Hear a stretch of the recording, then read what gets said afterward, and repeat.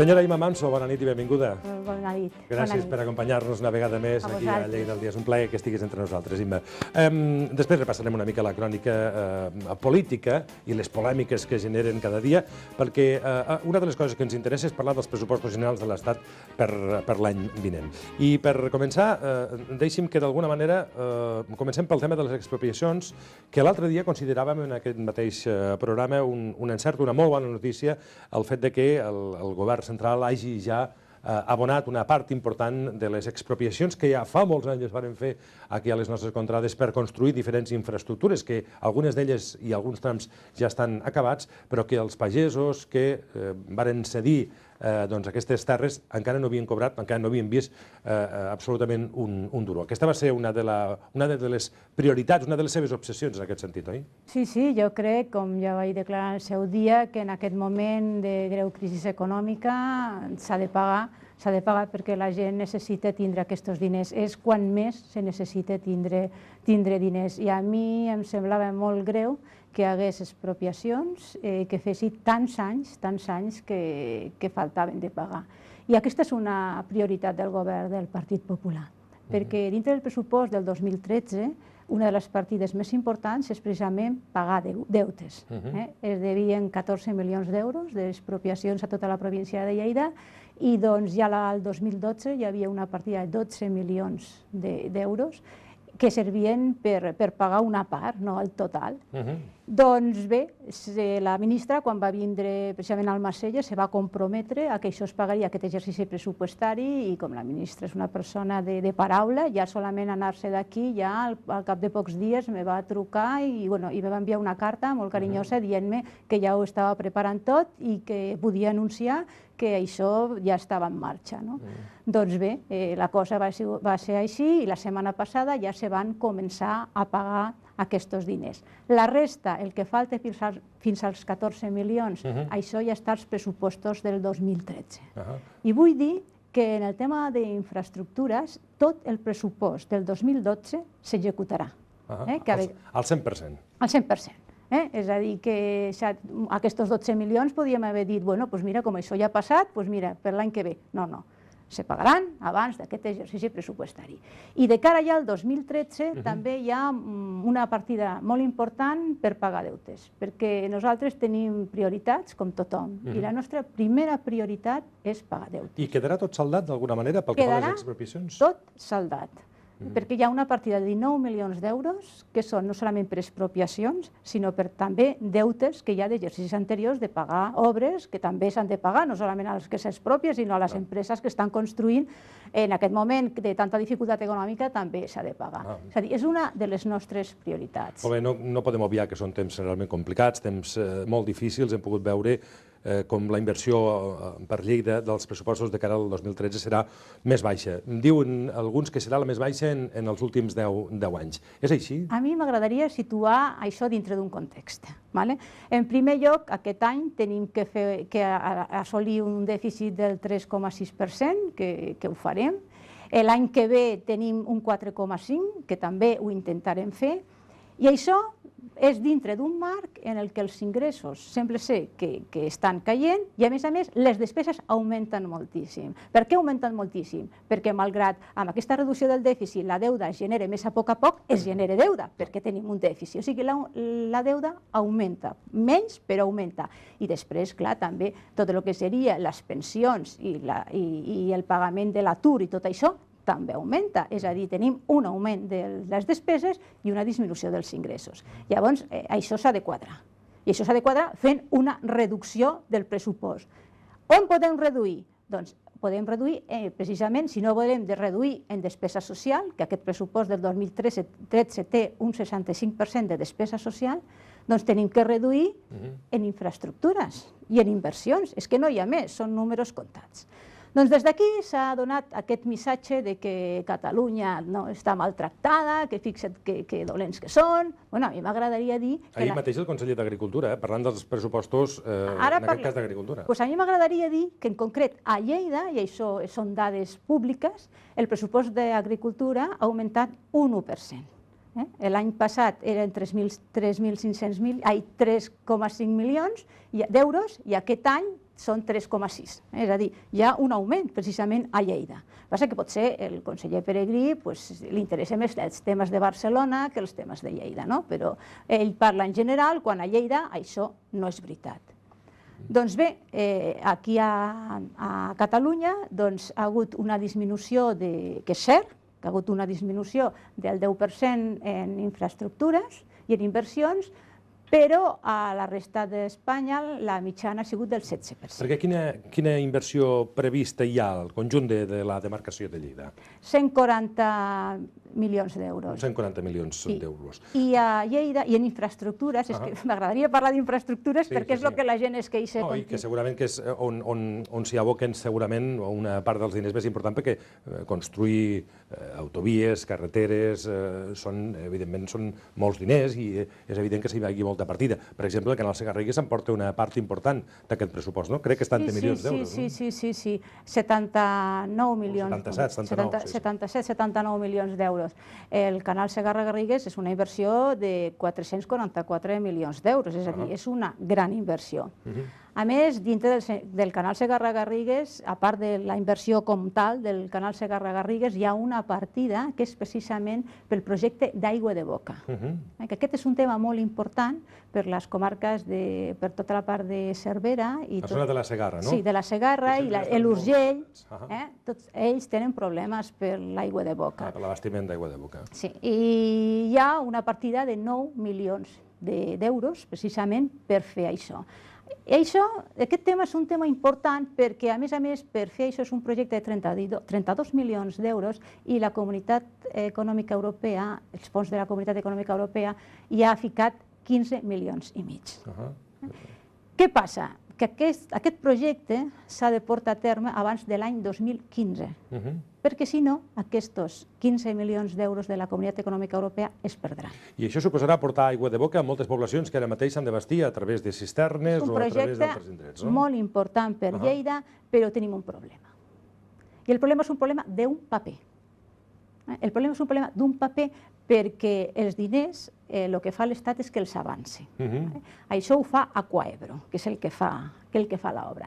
Llavors hi ha un conveni amb la Generalitat en el qual diu que el 50%, una part la pagarà l'Estat, en principi ho pagarà tot l'Estat, però després aquest 50%, que és la part que fica l'Estat, ho pagarà la Generalitat en 25 anys amb els diners que reculli l'ACA de cobrar a les persones per l'aigua. Tenen 25 anys. Hi ha un conveni. Llavors, tenint el diner, perquè dic que al pressupost estan els 9 milions d'euros per aquest any, doncs es diu que si, des d'Aquaebro, diuen que si la Generalitat no signa, a part del que ha signat el conveni, un aval, no ho faran. I per què no ho faran? No ho faran perquè del Canal Segarra-Garrigues, quan se portava la meitat pagat, a partir d'aquell moment la Generalitat tenia que començar a pagar. I ha deixat de pagar. La Generalitat no és que ha deixat, és que no ha pagat res. Llavors, clar, la Generalitat, a Aquaebro, com si diguéssim, que és el que financia... I no se'n refia ara en aquests moments si n'hi ha un aval. Li deu 90 milions d'euros. Llavors, clar, diu, a mi o me feu un aval o jo no avanço aquests diners perquè estic una mica escaldada. Què passa? Que per aquest problema d'aquest paper, que la Generalitat no vol signar perquè diu, o sigui, una cosa de crios, aquests diners se n'aniran a una altra part. Per què? Perquè aquests diners s'han de gastar abans del 2015. Fer aquest projecte és un projecte de tuberies que va molt a poc. I vol dir que d'aquí al 2015 no aconseguirem aquest aval de la Generalitat? No, és que s'ha de començar a fer ara, perquè el projecte ha d'estar acabant el 2015. És a dir, és ara quan hauria de signar aquest aval la Generalitat de Catalunya. Sí. I en aquests moments no el vol signar. No el vol signar. Llavors, què passa? Que és una obra molt lenta i si no es comença ja, es perdran. I si es perden, no es perdran, perquè aquests diners aniran a Barcelona, per exemple, perquè Barcelona aquests 15 milions d'euros se'ls gasta en un pispàs, no li fa falta 2 anys com nosaltres, i es perdran. Qui diu a Barcelona diu a Saragossa, em dona igual, però si aquests diners se perden per Lleida, serà, jo crec, molt greu pels ciutadans en aquest moment. Estem parlant de projectes que estan dotats de pressupost i que d'alguna manera tenen una execució. N'hi ha algun altre d'aquest tipus, d'algun altre projecte que també tingui pressupost per construir-se de cara a l'any que ve? I després, quins són també els projectes que d'alguna manera quedaran aplaçats perquè no hi ha pressupost per tirar-los endavant? Nosaltres tenim 2 prioritats. La primera prioritat és pagar, que això I molta part del pressupost, que ara si voleu us explicaré, és per pagar. I l'altra és precisament l'A14. L'A14 és una prioritat. Per què és una prioritat? Perquè en aquest moment, des de Lleida, estem connectats amb Barcelona, connectats amb Saragossa, connectats amb Osca, estem connectats a Tarragona, potser no tan bé com se voldria, però hi ha 2 vies de connexió, però estem molt mal connectats amb el Pirineu. I llavors és una prioritat del govern que hi hagi una bona connexió amb el Pirineu. Per això la prioritat en aquest moment, després de pagar, és l'A14. Ara, si vols, t'explicaré una mica aquests 51 milions d'euros, com els pensem gastar. Com se'ls pensen distribuir, correcte. Dintre de l'A14, que ja dic que és la prioritat, tenim 2 partides. Una que serien de 1,7 milions d'euros per començar de Lleida a Rosselló, perquè aquí ja estan els projectes fets i està tot, simplement ficar diners i començar a treballar. Amb aquests 1,7 milions d'euros se podrà treballar tot l'any. És a dir, que serà l'autovia que arribarà fins a l'aeroport de Lleida-Alguaire, per exemple. Bueno, sí. D'aquesta autovia que està oberta que no va enlloc. De Lleida a Rosselló. A Rosselló. Bueno, a la part de Rosselló. Allí arribarà aquesta autovia. Després tenim la part de Rosselló-Almenar, que falten de pagar 5 milions d'euros. Què fem? No els paguem? I fem una altra cosa? No, nosaltres tenim que pagar. En aquest tram ja estem utilitzant 7 i pico milions d'euros. Després tenim l'A22. L'A22... Almacelles. La d'Almacelles. Cap a Osca. Sí, cap a Osca. Li queden de la part aquesta que s'està acabant, que l'altre dia va sortir la nova rotonda... Que vostè va visitar. Sí, quan vaig anunciar de les expropiacions, ho vaig anunciar allí precisament perquè va ser en aquella inauguració on la ministra se va comprometre. Allí hi ha que pagar, per acabar de pagar allò, hi ha 8 milions d'euros.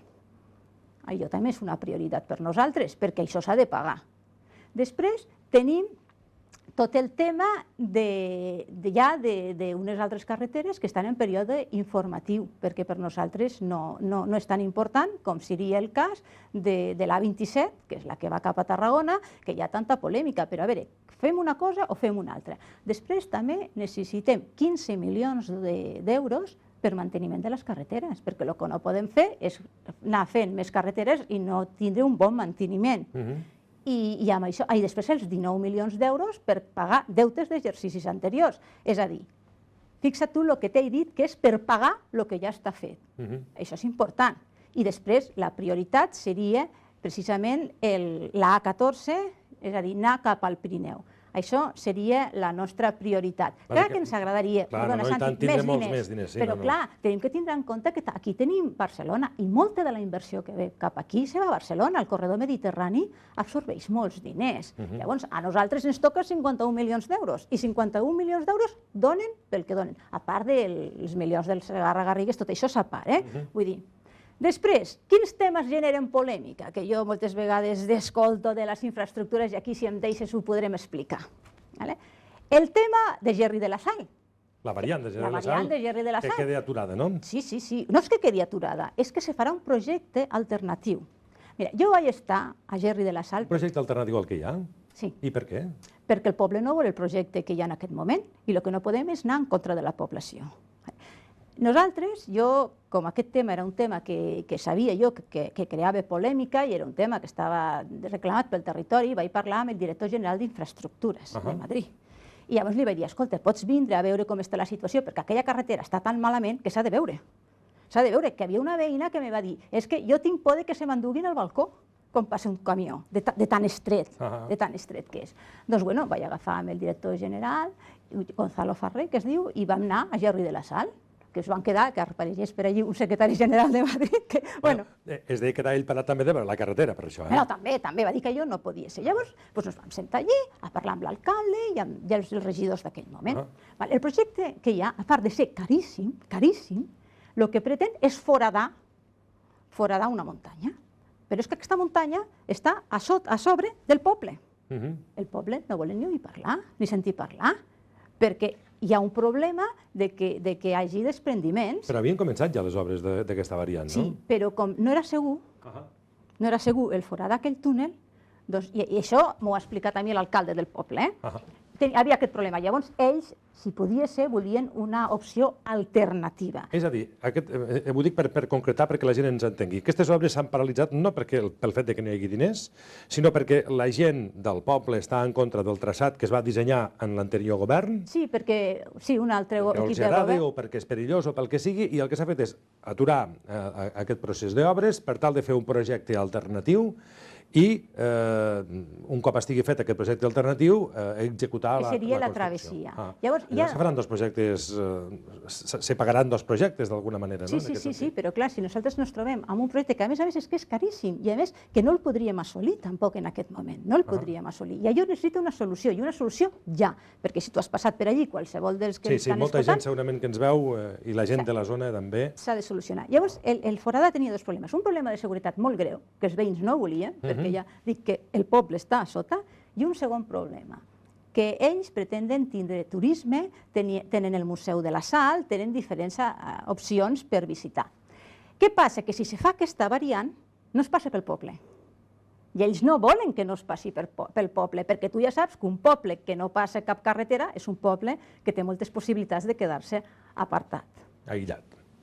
Llavors, mort. No volia dir aquesta paraula, però bueno. No passa res, perquè és la terminologia que normalment s'utilitza en aquest tipus de casos. Doncs llavors, el que s'ha pensat i el que s'està estudiant és precisament fer un voladís per ampliar la carretera. Llavors, no surt molt més barat. És a dir, es pot ampliar aquesta carretera pel mateix traçat on passen en aquests moments? Sí, se pot ampliar. Tirant alguna casa a terra també, suposo? No, perquè és per l'altre costat on estan les cases. El que passa que hi ha unes ruïnes, com una espècie de monument, uns arcs. Llavors el que se tindria que fer és traslladar aquests arcs i poder fer un voladís de tal manera que aquesta carretera... Continuarà passant pel poble. Que és el que volen ells i no tindran la por que tenen en aquest moment els despreniments. I serà més barat. I serà molt més barat. És a dir, podem dir que s'han aturat les obres per aquest fet i no pel fet que no hi hagi diners? Home, diners potser s'haguessin aturat igual. Perquè, clar, és un projecte caríssim, perquè, clar, si es volen fer les coses bé amb les mesures de seguretat que fa falta, és un projecte caríssim. Vaja, que pel que veiem amb aquests pressupostos de cara a l'any vinent també, que s'executaran al 100%, com ha passat també amb els pressupostos del 2012 i del 2011, no? Esperem que sí. Si depèn de mi, t'asseguro que s'executaran. Sí, ho dic perquè ja sap que el conseller de Territori i Sostenibilitat, en Lluís Recoder, va fer unes declaracions fa poc temps parlant del conjunt de Catalunya que només s'havia executat del pressupostat l'any 2011. A Catalunya només, diu ell, el 35%, mentre que en altres comunitats autònomes, com per exemple Madrid, diu que el compliment va ser del 111%. Sí, pot ser. Jo la veritat és que bastanta feina tinc en preocupar-me de que se facin les coses a Lleida, com anar-me dedicant a veure què se fa en un altre puesto. Jo el que me centraré en Lleida serà la meva prioritat i jo el que explicaré és tot el que s'està fent en aquest moment a Lleida.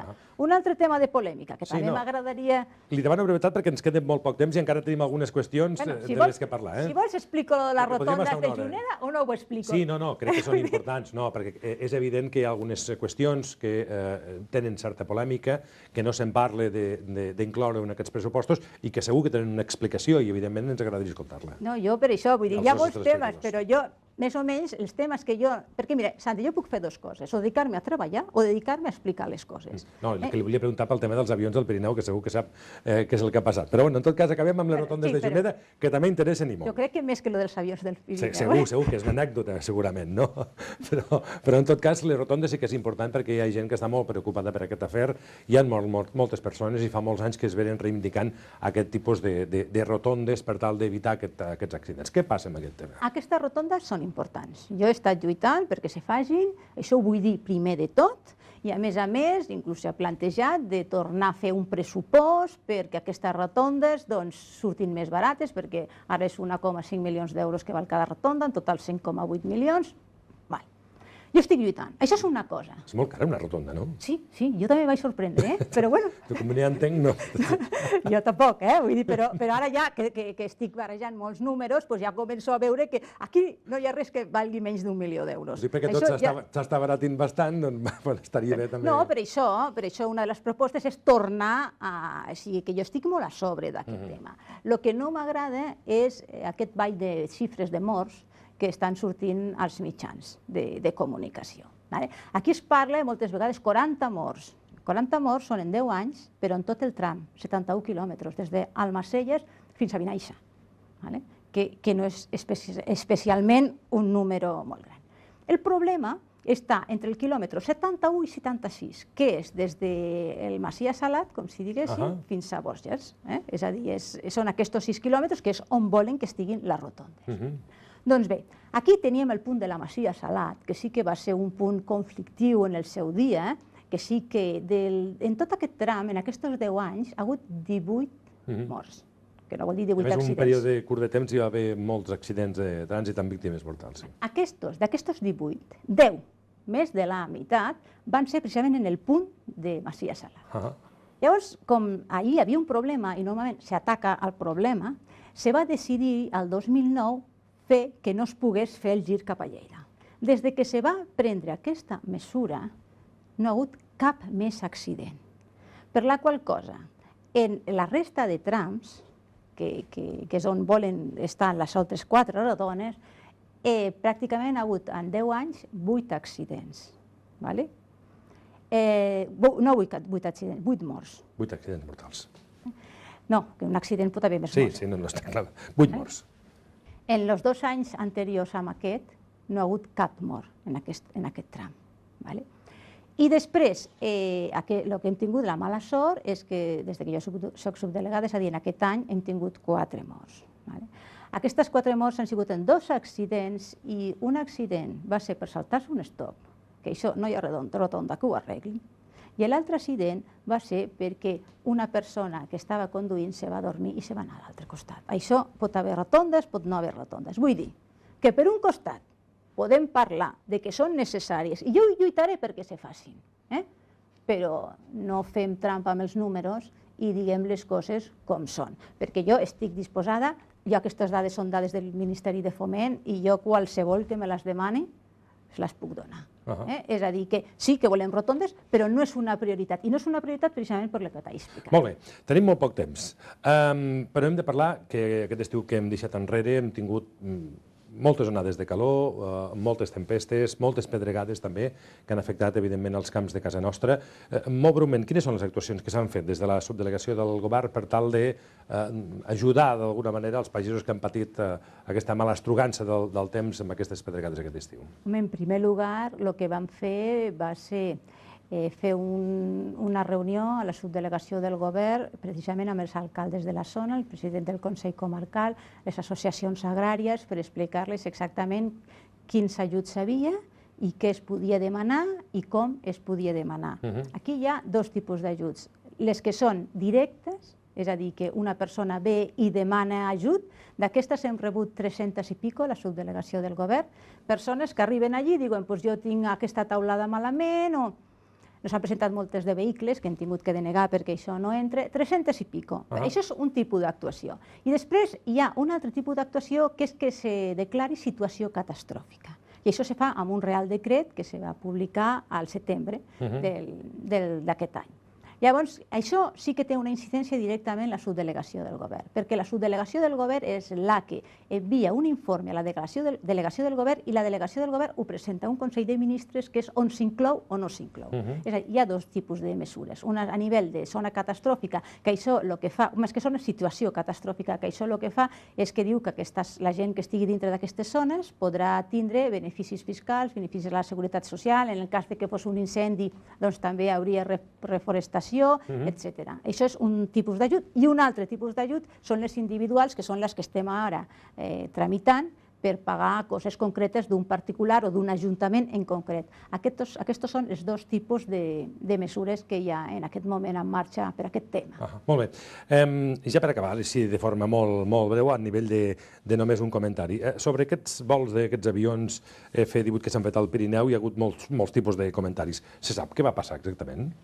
Home, la veritat és que aquests vols se fan periòdicament. El que passa que aquesta vegada, no sé per quin motiu, van ser una miqueta més baixos i ja el Ministeri de Defensa hem de dir que s'ha disculpat perquè precisament per no haver avisat que hi hauria aquest tipus de vol que normalment s'avisa. Molt bé. Ho dic perquè ara ja sabem que hi ha moltes susceptibilitats al voltant d'aquesta qüestió, al voltant de tot el que està passant. Se sap també alguna cosa sobre l'Acadèmia de Suboficials de Talarn? Hi ha preocupació al territori perquè, almenys fins a final d'any, i vaja, cada cop ho tenim més a prop, estem a mitjans del mes d'octubre, almenys hi haurà activitat fins a final d'any. Se sap hi ha alguna cosa més? No, en principi jo sé que hi ha interès per trobar alguna solució, però en principi jo no tinc cap informació, cap dada. Cap informació. Molt bé, demà és el dia de l'Hispanitat, patrona de la Guàrdia Civil. Vostè demà tindrà un dia molt enfeinat. I molt agradable. Sí, una festivitat que alguns ciutadans catalans, i arran de tot el que està passant, han decidit també no celebrar. Bueno, cadascú és lliure de fer el que vulgui, però jo crec que en una democràcia el primer que s'ha de fer és complir la llei. Perquè quan no es compleix la llei hi ha desordre. I quan hi ha desordre, la gent, la veritat és que es troba una mica perduda. Si hi ha gent que diu que jo el dia de la Hispanitat no faig festa, i hi ha una altra persona que diu jo el dia de la Diada no faig festa, i hi ha un altre que diu jo com soc catòlica el dia de Nadal vaig a treballar, jo crec que s'organitza una mica de lío, i jo crec que en aquests moments no estem perquè cadascú vagi per on vulgui, perquè la democràcia, precisament, és fer el que vol la majoria. Tenim una representació parlamentària i si en aquesta representació parlamentària s'han decidit per la bona convivència que les festes són unes i a més a Catalunya estan acceptades, doncs jo crec que el anar per lliure no beneficia a ningú. Creu que cal espanyolitzar els estudiants catalans? Mira, Santi, jo soc subdelegada del govern. Jo no puc fer cap tipus de valoració política. Jo l'únic que te puc dir és que els meus fills van a un col·legi d'aquí i ells no han tingut problema mai amb l'idioma. Entre altres coses, perquè jo, com per mi, el que els meus fills fossin bilingües, i jo vull el mateix pels meus fills que per la resta dels nens catalans, per mi era una prioritat, i pel meu home, que els meus fills fossin bilingües, ja des del principi van fer que jo els parlava sempre castellà, i el meu home els parlava sempre català. Això a casa? A casa. Per la qual cosa els meus fills tenen un nivell molt equilibrat i jo els considero que són bilingües, que és el meu objectiu. Ara, dit això, jo sí que sé que han vingut a casa meva amigues de les meves filles 10-11 anys que jo els parlava en castellà i no em sabien contestar. Jo el que... M'enteneien, eh? O no la volien contestar? No, m'enteneien. Això sí, perquè jo crec que entendre el castellà i el català ho fa tothom aquí. Una altra cosa és parlar. No em sabien contestar en castellà. Però no es fa una massa de tot plegat, perquè a l'escola, si ho preguntem, no n'hi ha de problemes en aquest sentit. No n'hi ha. Si jo crec... Doncs aleshores, per què cal espanyolitzar els alumnes catalans? Jo no dic que hi hagi que espanyolitzar els alumnes catalans. Ho diu el ministre Wert. Bueno, el ministre Wert... Escolta, mira, Santi, jo... Si volen parlem un altre dia. No, jo te diré una cosa. Hi ha dintre de l'Estat uns diputats, uns regidors, que se poden dedicar, perquè és la seva feina, a polemitzar d'aquestes coses. Jo soc subdelegada del govern i el meu és treballar i acció de govern. A mi pregunten sobre el que hem fet, no hem fet acció de govern, però jo no estic aquí per fer valoracions polítiques. Ime Manso, t'agraïm moltíssim que ens haguis acompanyat en el dia d'avui, ja ho saps, perquè ens haguis explicat una mica els pressupostos generals de l'Estat, on van destinades totes aquestes partides, què és el que es farà i què és el que no es farà i per quins motius. I en tot cas, gràcies, com dèiem, per haver contestat aquestes preguntes que també formen part de l'actualitat i dels comentaris i de les tertúlies polítiques en aquests últims dies. Ens retrobarem ben aviat per continuar parlant, evidentment, de totes les activitats que s'han de dur a terme a la nostra província per part de la subdelegació del govern. Gràcies, Imma. Moltes gràcies.